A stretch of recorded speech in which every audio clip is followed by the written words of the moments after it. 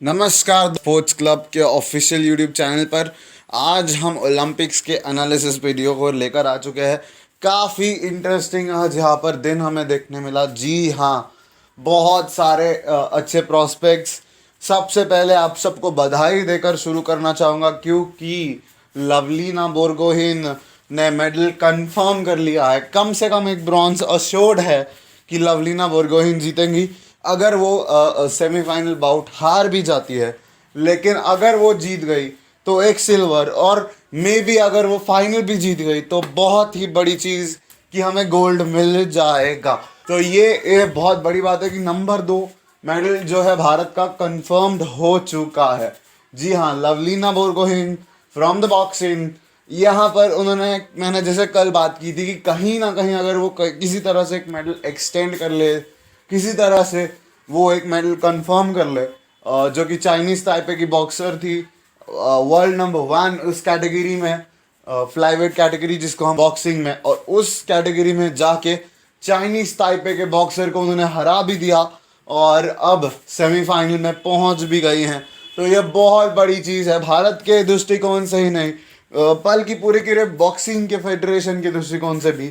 और असम की पहली एथलीट बनी है जो कि ओलंपिक्स में अब एक मेडल जीतने वाली है। बॉक्सर भी बहुत बड़ी बात यहाँ पर निकल कर आई है पूरे असम के लिए, बल्कि ये बहुत बड़ा मूवमेंट है, पूरे भारत के लिए बहुत बड़ा मूवमेंट निकल आएगा जब कल ये हमें पोडियम में नजर आएंगी। उम्मीद करते हैं कि जो इनका कलर है वो गोल्ड में बदल जाए। गोल्ड अगर हमें मिल जाता है इस फील्ड से, क्योंकि अब देखिए फिर मैरी कॉम का जो प्रोस्पेक्ट है वो ख़त्म हो गया। अब आप यहाँ पे रियलिस्टिक व्यू लेके चले तो आपको सिंपली यहाँ पे दूसरा मेडल मिल जाएगा। दीपिका कुमारी आज अपने क्वार्टर फाइनल मुकाबले को हार कर बाहर हो गई। स्ट्रेट सेट्स में उन्होंने क्वार्टर फाइनल मुकाबला हारा और हार कर वो बाहर हो गई।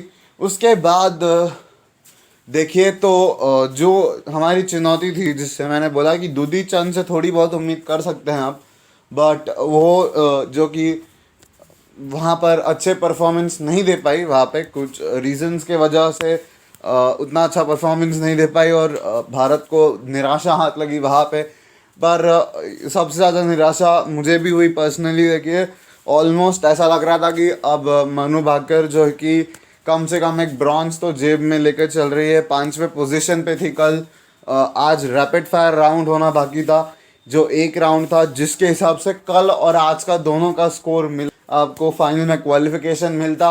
वहाँ पे बहुत ही ख़राब प्रदर्शन वहाँ पर मनु भाकर का हुआ और एक दफ़ा फिर जो एक और उम्मीद जो बची हुई थी मनु भाकर से वो अब रह गई है, जो कि अब वो नहीं ले पाएंगी मेडल। जी हाँ, सो एक और मेडल मिस कह सकते हैं मनु भाकर के, बट क्या ही कर सकते हैं।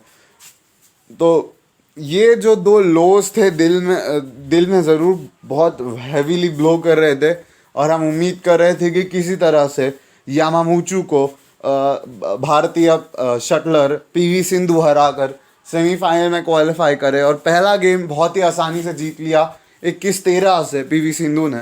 दूसरे गेम में बात आई थी, पीवी सिंधु 12-6 से आगे थी और उस पॉइंट पे आप ये कह सकते थे कि अब पीवी सिंधु ने जेब में रख लिया है मैच, लगभग अशोर्ड है। लेकिन उसके बाद जो जापानीज़ शटलर हैं उन्होंने क्या ही गज़ब की वापसी की और 20-18 एक समय स्कोर हो गया।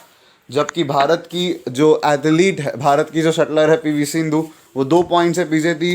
एक उनको 2 मैच पॉइंट्स 2 गेम पॉइंट्स ना सिर्फ बचाने थे, बल्कि और 2 पॉइंट लेके स्कोर करके गेम को जीतना था। थकान दिख रही थी क्योंकि 58 मिनट लगभग गेम चल चुका था, लेकिन फिर बहुत ही बेहतरीन परफॉर्मेंस। ये ही वर्ल्ड चैंपियन की यहाँ पे खासियत होती है।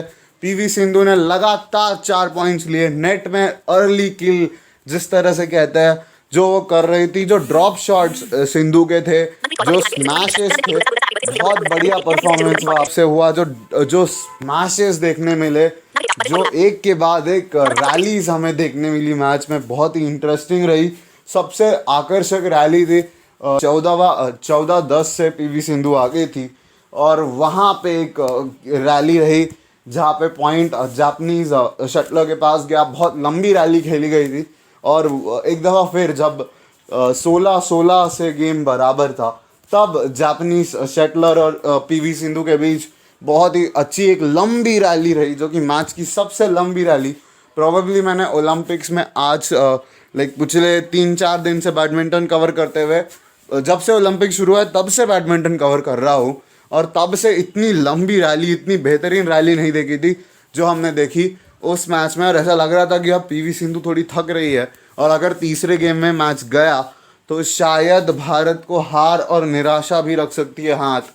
लेकिन वही वर्ल्ड चैंपियंस की खासियत होती है, जिस तरह से लगातार उन्होंने 4 पॉइंट्स लिए और अपना एक स्थान सुनिश्चित कर लिया सेमीफाइनल में, और अब बस 1-2 कदम दूर है गोल्ड मेडल जीतने से। सेमीफाइनल जीतना है और फाइनल जीतना है, तो पीवी सिंधु पूरी तरह से भारत को गौरवान्वित कर देंगी। अभी हम पिछले ओलंपिक से बहुत बेहतरीन परफॉर्मेंस कर रहे हैं, इस बात को मैं प्रूव कर सकता था जिस तरह से अभी देखिए दूसरा हमें मेडल अभी कंफर्म हो चुका है। हमारी हॉकी टीम क्वालिफाई कर चुकी है क्वार्टर फाइनल्स के लिए। मेंस की टीम क्वालिफाई करने के बाद अब आपको ओपोनेंट भी कंफर्म हो चुका है कि ग्रेट ब्रिटेन की टीम मिलेगी, जो कि ऑन पेपर उतनी स्ट्रांग है नहीं। हालांकि भारतीय टीम को हल्के में ग्रेट ब्रिटेन को भी नहीं लेना है, लेकिन फिर भी अब भारतीय टीम रहेगी ग्रेट ब्रिटेन के सामने। ग्रेट ब्रिटेन और इंडिया का मैच होने वाला है 1 अगस्त को, वो क्वार्टर फाइनल होगा, जहाँ पे भारतीय टीम अगर जीतती है तो सेमीफाइनल्स में क्वालिफाई कर लेंगे। यानी अगर टू अ सर्टन एक्सटेंट कम से कम एक ब्रॉन्ज भी हॉकी में आ जाता है, जो कि लोगों के प्रेडिक्शंस के बहुत खिलाफ होगा। लोगों ने बोला था कि 5th रैंक रहेगी हॉकी पे भारत की, लेकिन अगर कम से कम एक ब्रॉन्ज में कामयाब रही भारतीय टीम तो बढ़िया परफॉर्मेंस कहा जाएगा। वहीं अगर हम बात करें विमेंस हॉकी की टीम की, तो आज उन्होंने आयरलैंड को हराया, और आयरलैंड को हराने के बाद अब जो उनके चांसेस है वो भी बढ़ गए हैं क्वालिफाई करने के क्वार्टर फाइनल्स में। अब उनके लिए कल 2 कैलकुलेशंस होंगी।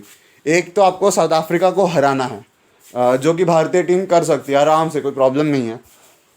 दूसरा है जो कि उनके हाथ में है नहीं, ग्रेट ब्रिटेन की जो टीम है और आयरलैंड की जो वुमेंस की टीम है, दोनों के बीच मैच है।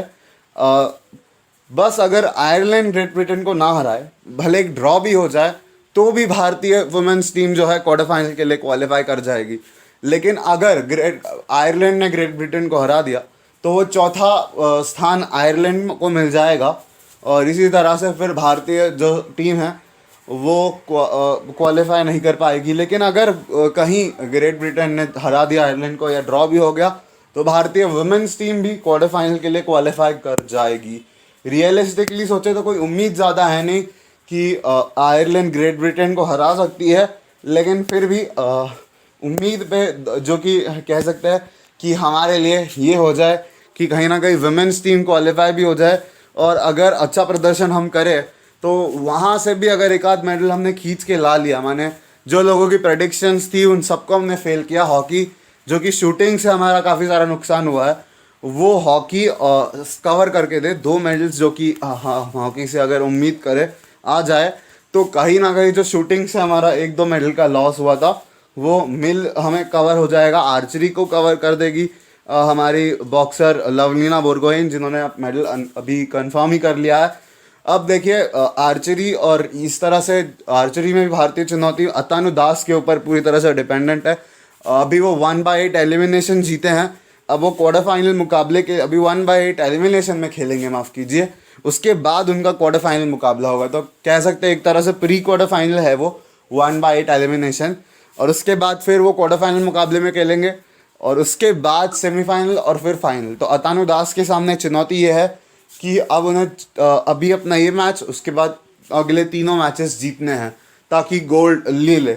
अगर नहीं तो कम से कम एक ब्रॉन्ज अगर भारत वहाँ से ले लेता है तो दीपिका कुमारी का लॉस है वो भारत कवर कर देगा, और वहीं से अगर हमने कवर कर लिया वो लॉस तो देखिए फिर प्रॉब्लम नहीं है। फिर जो हमने 15 का प्रेडिक्शन कल दिया था उस प्रेडिक्शन की तरफ हम आगे बढ़ जाएंगे, क्योंकि अभी अमित पंघल बाकी हैं, सतीश कुमार के बॉट्स बाकी हैं। बहुत ही इंटरेस्टिंग प्रॉस्पेक्ट्स है दोनों बॉक्सिंग में। उसके बाद अभी रेसलिंग में हमारे 7 प्लेयर्स की चुनौती है, जहाँ पे विनेश बोगाट और बजरंग पुनिया से बहुत प्रबल उम्मीदें हैं ये। और जैसा कि मैंने पहले ही बोला, बैडमिंटन से एक मेडल हमें आ रहा है, इतनी कंफर्मेशन दे के चले।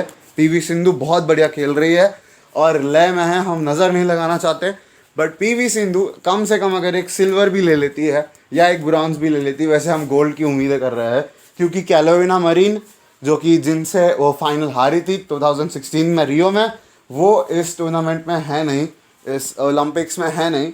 तो बहुत बड़ी बात यह है, नोजोमी ओकुहारा जिनको सेमीफाइनल में जो कि क्वार्टर फाइनल में आज बाहर हो गई, जो कि एक प्रबल प्रतिद्वंदी हो सकती थी गोल्ड और पीवी सिंधु के बीच में, अब कुछ ज़्यादा चैलेंज रहा नहीं है। तो देखिए ये ही एक चीज़ है जहाँ पीवी सिंधु जिसका एडवांटेज ले सकती है, और बहुत ही इंटरेस्टिंग होगा कि एक लगभग एक चाइनीज़ अपोनेंट का ही सामना होगा पीवी सिंधु के साथ, क्योंकि ऑल चाइना सेमीफाइनल होने वाला है।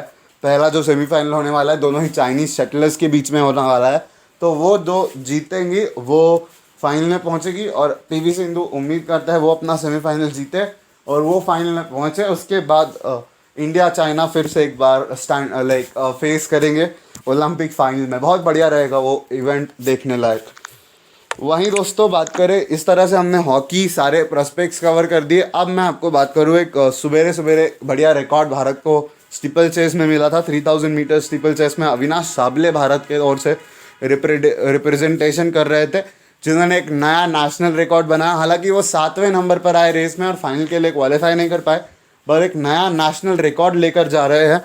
8.18 सेकेंड्स का जो रिकॉर्ड है, यानी 8 मिनट और 18 सेकेंड्स में जो 3000 मीटर्स की स्टीपल चेस जो रनिंग स्पर्धा है उन्होंने वो पूरी की। उन्होंने उस कंपटीशन में 7th रैंक हासिल किया। उस हीट में अनफॉर्चुनेटली वो क्वालिफाई नहीं कर पाए, लेकिन एक समय आपको बता दूं तो हम सब के लिए गर्व का मौका था जब 3.5 मिनट के आसपास टाइम हुआ था रेस में। आधे मिनट के लिए ही सही, पर अविनाश साबले नंबर 1 पर चल रहे थे, लीडर ऑफ द पैक थे। तो ये बहुत बढ़िया वो जो आधा मिनट हमने देखा था सुनहरा था। उम्मीद कर रहे थे कि टॉप 3 में फिनिश कर ले अविनाश तो बहुत बढ़िया हो जाएगा। अनफॉर्चुनेटली वो हुआ नहीं, बट एक नेशनल रिकॉर्ड जैसे कि हमने बोला मिल गया भारत को, उससे एक बढ़िया चीज़ है। फवाद मिर्ज़ा जो कि भारतीय घुड़सवारी में रिप्रेजेंटेशन कर रहे हैं, आज 7वें स्थान पर रहे पहले दिन। अभी भी उनके इवेंट्स अभी चल रहे हैं। वहीं पे अभी भी गोल्फ के इवेंट चल रहे हैं। आपको बता दूं गोल्फ के इवेंट में भी अनिर्बान लहरिया ने टाई हासिल किया था 57 के ऊपर, और बारिश के वजह से, बैड वेदर की वजह से उस मैच को सस्पेंड करना, अभी उस मैच को रोका जा चुका है। लेकिन अभी भी बहुत ही इंटरेस्टिंगली वो राउंड चल रहा है, और भारत के लिए अब कुछ उम्मीदें वहाँ से है। अभी भी हमारे नीरज चोपड़ा से हमारी उम्मीदें हैं, जो कि जावलिन थ्रो में कम से कम एक मेडल भारत को जिता सकते हैं। सो स्टिल 10 मेडल्स की तो रियलिस्टिकली पॉसिबिलिटीज़ अभी भी बड़ी बड़ी है। 15 मेडल्स आई सेड कल के वीडियो में। 20 की प्रेडिक्शन को जो मैंने है रिपेयर किया था, क्यों किया था, क्योंकि आप सबको पता है, जैसे कि मैंने रीज़न दिया था कि हमारे शूटर्स ने बहुत डिसअपॉइंट किया है। चलिए तो अब हम चलते हैं और नेक्स्ट में बात करेंगे अगले वीडियो पे और डिटेल में ओलंपिक से रिलेटेड, सब चीज़ों से रिलेटेड बहुत सारी चीज़ें पे बात करेंगे। उसके लिए आपको बने रहना हमारे यूट्यूब चैनल पे। चैनल को प्लीज़ सब्सक्राइब करिए, क्योंकि बहुत ज़रूरी है, आपको लेटेस्ट नोटिफिकेशंस तब ही मिलेंगी। साथ ही साथ बेल आइकन प्रेस कीजिए, और हमारे टेलीग्राम चैनल को ज़रूर ज्वाइन कर लीजिएगा। डिस्क्रिप्शन में आपको वीडियो के लिंक मिल जाएगा। So thank you so much for watching this video. Bye bye.